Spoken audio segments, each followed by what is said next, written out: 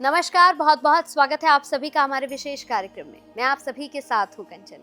आज का कार्यक्रम और भी खास और भी विशेष बनाने जा रही हूँ क्योंकि आज के कार्यक्रम में मैं आपसे जो बातें करने जा रही हूँ या आज के इस पूरे कार्यक्रम में हम जो चर्चा करेंगे वो बहुत ही महत्वपूर्ण होगी। आपके जीवन में माँ बगलामुखी को लेकर आपको लोगों ने बड़ा भ्रमित किया होगा। कोई कहता होगा कि आप एक बार इसका अनुष्ठान करा लेंगे तो आपकी जिंदगी बदल जाएगी, लेकिन वो अनुष्ठान आप सही करा रहे हैं। बहुत से लोग ऐसे हैं जिन्होंने अनुष्ठान कराए हैं, हवन कराया है, जो पूजा पाठ कर रहे हैं, लेकिन रिजल्ट नहीं मिल पा रहा है क्योंकि दर्शकों आप सही रास्ते पर ही नहीं है। जो आपको ये सब कुछ करा रहे हैं वही सही नहीं है। लेकिन आज मैं आपको एक सच्चे साधक से मिलवाने वाली हूँ। मेरे साथ आज के हमारे खास मेहमान में जाने माने ज्योतिषाचार्य हैं, इसके साथ साथ माँ बगलामुखी के परम साधक हैं, जो कथावाचक भी हैं, जिनकी कथाएं दूर दूर तक प्रचलित हैं। लोग उन्हें अपने यहाँ बुलाते हैं, उनकी कथाएं सुनते हैं, उन्हें कथा कराने के लिए बुलाते हैं। तो आज मैं उनसे आपकी मुलाकात कराने जा रही हूँ। माँ बगलामुखी के परम साधक आचार्य भरत जी हमारे साथ हैं। बहुत बहुत स्वागत है आपका। जय माई की भैया। आज सबसे पहले मैं आपसे ये जानना चाहूंगी कि माँ बगलामुखी को लेकर जब हम बात कर रहे हैं तो नया साल आने वाला है और पिछला साल जो रहा भैया वो बड़ा दुर्घटनाओं का रहा, हादसों का रहा। 2026 में माँ बगलामुखी की कौन सी साधना हम करें जिससे हमारा परिवार जो है वो सुरक्षित रह सके? अगर आप दीक्षा नहीं लिए हैं तो इसमें भगवती के अष्टोत्तर सतनाम का पाठ आप करें। मैं सबको बताना चाहूँगा कि अष्टोत्तर सतनाम के 11 पाठ और बगलामुखी चालीसा के 3 पाठ, जो भी समस्या अगर आने वाली भी है या समस्याएं आपके जीवन में चल रही हैं या आप चाहते हैं कि आपके जीवन में कोई समस्या ना आए, बस इतना सा काम करिए। रात्रि में एक समय हो, आप बैठ जाइए 9 से 10, 2 दीपकों को जला लीजिए, आप बगला अष्टोत्तर सतनाम का पाठ करिए और बगलामुखी चालीसा का पाठ करिए। आप इतना सिर्फ करिए। अगर आप जप कर सकते हैं, अगर आपको दीक्षा नहीं मिली तो ओम बगलामुख्यै नमः, इसका आप कर लीजिए। आप ये मंत्र नहीं है, ये तो भगवती का नाम है। समस्या आएंगी ही नहीं, और जो समस्या आई हैं वो चली जाएंगी। और इस साल 2026 आपके लिए बहुत अच्छा साल साबित होगा, बहुत अच्छा रहेगा ये आपको। मारण क्रिया जो होती है ये हमने बहुत बार सुना है आचार्य जी कि लोग नए साल पर भी बहुत ज्यादा मारण क्रियाएं करते हैं। तो मारण क्रियाएं काम कैसे करती हैं? ये पर्टिकुलर एक तंत्र मार्ग का मारण उच्चाटन एक प्रक्रिया होती है। जो व्यक्ति समाज के लिए घातक हो जाए, जो देश के लिए घातक हो जाए, जो किसी गांव के लिए घातक हो जाए, ऐसे व्यक्ति के लिए मारण प्रयोग किया जाता है। निश्चित अवधि में एक अनुष्ठान होता है, तंत्रोक्त अनुष्ठान बगलामुखी का, और वो अनुष्ठान तय करता है कि इस व्यक्ति को कितने दिन में मारना है। अच्छा। जितने दिन की अवधि होगी अनुष्ठान की, उतने दिन में वह व्यक्ति जो है जिस उद्देश्य से किया जाएगा मारण प्रयोग, वो सिद्ध होता है। लेकिन मारण और उच्चाटन दोनों प्रयोग वर्जनीक है। विशेष परिस्थिति जब जीवन में आती है,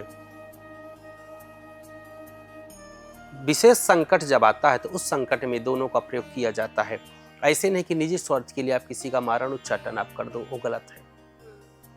और कोई साधक ही कर सकता है, सब नहीं कर सकते हैं। जो साधना की हो वही मारण का प्रयोग, वही उच्चाटन का प्रयोग कोई साधक ही कर पाएगा, सब नहीं कर सकते। जिसने दीक्षा ली होगी, जो परम साधक होगा वही, जिसने जप किया होगा, हाँ। दीक्षा लेकर के करोड़ों में जप किया होगा। नहीं, ऐसे मारण उच्चाटन नहीं हो सकता है। ओरिजिनल साधक हो और वो जब संकल्प लेकर के बैठता है तभी जाकर के ये दोनों प्रक्रियाएं हो पाती हैं। यानी ये कोई आम इंसान नहीं कर सकता? नहीं, इम्पॉसिबल, नहीं कर सकता है, वो हो ही नहीं सकता है। हाँ। तो बिल्कुल इस बात को बहुत अच्छे से सभी लोग सुन ले क्योंकि बहुत लोगों को डराया जा रहा है। देखिए ये पूरा एक मार्केट हो गया, एक बाजार हो गया। सोशल मीडिया पे आप देखेंगे तो लोगों को डराया जा रहा है। इस प्रोग्राम में आपको सच्चाई का सामना हम करा रहे हैं कि आपको किसी से डरने की जरूरत नहीं है क्योंकि हर कोई आप पर मारण प्रक्रिया नहीं कर सकता है। माँ बगलामुखी का जो परम साधक हो, जिसने जप किया हो, जिसने अपना समय दिया हो, जो पहाड़ों पर घूमा हो, जिसने मेहनत की हो, सिर्फ उसी के बस की है ये। ये हर कोई जो आजकल रील्स बना रहा है या फिर आजकल जो सोशल मीडिया पर बहुत ज़्यादा वायरल हो रहे हैं अपने आप को परम साधक बनाकर, ये उनके बस की बात नहीं है दर्शकों। एक और सवाल है, शमशान साधना का बड़ा सुनते हैं हम आचार्य जी की शमशान साधना है, ये शमशान साधना क्या है और कौन कर सकता है शमशान साधना? प्रायः देखा जाए तो अघोरी लोग करते हैं, लेकिन एक चीज़ बताना चाहेंगे कि अगर कोई बगलामुखी का साधक है, उसका मार्ग वाम मार्ग है, तो वह भी शमशान में जाकर के साधना कर सकता है। शमशान में बहुत सारे ऐसे प्रयोग हैं, गुप्त हैं, हालांकि प्रकट नहीं किए जा सकते हो। शमशान में साधना भी की जाती है और शमशान में हवन भी किया जाता है। शमशान से पवित्र स्थान कोई नहीं माना जाता, शांति वही है। दुनिया में अशांति है और वहाँ शांति होती है, तो वहाँ बैठ करके जो भगवती से जुड़ा है, जो साधक, वह जा करके वहाँ बैठ करके साधना को करता है। और लगभग जितने भगवती से जुड़े होंगे बगलामुखी से, उन्होंने जरूर ये साधना की होगी। लेकिन मोस्टली जो है तो वाम मार्गीय जितनी भी साधना है वो सब शमशान में होती है, बिल्कुल, और बहुत ही उग्र होती है, बहुत ही गुप्त रूप से होती है। तो ये शमशान साधना जो है ये भी हर कोई नहीं कर सकता। पागल हो जाएंगे लोग। दीक्षा क्यों जरूरी है? दीक्षा का मतलब गुरु पीछे है ना, ढाल बन करके। फिर गुरु तय करेगा ना कि भैया आपको कहाँ जाना है, कौन सा मार्ग में आपको दे रहा हूँ, कौन सा मार्ग। माता पिता तय करेंगे कि अपने बालक को हथियार दे रहे हैं कि बंदूक दे रहे हैं कि खिलौना। बालक को तो कुछ नहीं कि लोडेड है, वो तो दबा देगा, पता चले माता पिता ही मारे गए। तय माता पिता को करना है, गुरु को तय करना है कि अगर कोई इच्छुक है और वो किस मार्ग में जा सकता है। कई विक्षिप्त हो जाते, कई पागल हो जाते, कई सब कुछ गड़बड़ हो जाता है। पहली बात तो गुरु कौन सा मार्ग आपको दे रहा है, कौन सा मंत्र दे रहा है, उसका मार्गदर्शन क्या है, वो साधना किस पद्धति की प्रक्रिया से आप कर रहे हो, वो सब बताते हैं, गुरु ही बताते हैं। आप जाओ और जो भी भगवती से जुड़ा होगा ये साधना जरूर किया होगा। बिल्कुल।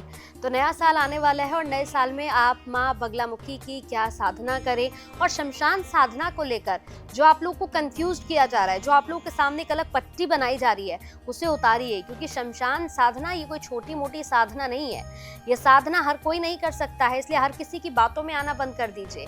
और अगर आप चाहते हैं जीवन से सभी आपके दुख हट जाए, आप अपने दुश्मनों को परास्त कर सके, राजनीति में अगर आगे बढ़ना चाहते हैं, जिंदगी में कुछ करना चाहते हैं, कुछ बनना चाहते हैं, तो आप माँ बगलामुखी के शरण में चले जाइए और माँ बगलामुखी के परम साधक से एक बार जरूर मिलिए। हर तरफ आपको हर तरह के लोग मिल जाएंगे, लेकिन परम साधक, सच्चा साधक जो होगा वही आपको सही रास्ते पर ले जाएगा। और मैं लगातार कार्यक्रम आचार्य जी के साथ काफी लंबे समय से कर रही हूँ, इसलिए मैं कहूंगी कि परम साधक के पास आइए, उनसे जुड़िए और फिर अपनी जिंदगी में कमाल देखिए। बहुत बहुत धन्यवाद आचार्य जी, फिर मुलाकात होगी।